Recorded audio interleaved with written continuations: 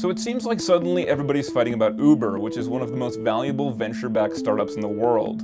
So what is Uber and why is everybody so angry about it? Here's what's going on. Uber is a smartphone app that lets you call a car to wherever you currently are. You drop a little pin where you're standing, a car comes gets you, meaning you don't even really have to interact with the driver at all, which, if you avoid human contact as much as I do, makes it a really nice app to use. So Uber has become really contentious for a lot of different reasons.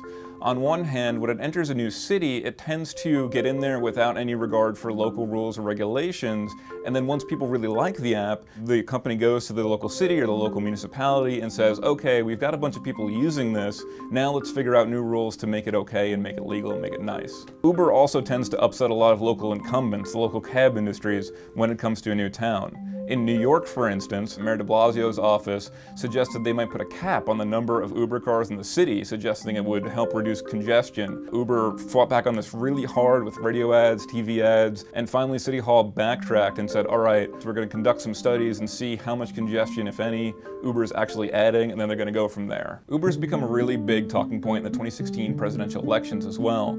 It's a really interesting issue because on one hand, it's a progressive company, it's sort of this 21st century economic model, but on the other hand, there's a lot of labor questions at hand too. Uber doesn't call their drivers employees, they call them independent contractors. Uber doesn't have to pay for health insurance, car insurance, gas, etc.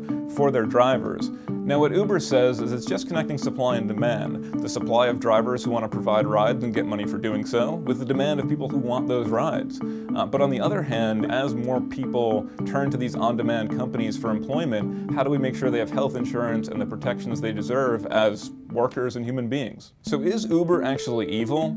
I don't think so. The huge number of people who are using it suggests that it's filling a need that wasn't being filled by the incumbent taxi companies.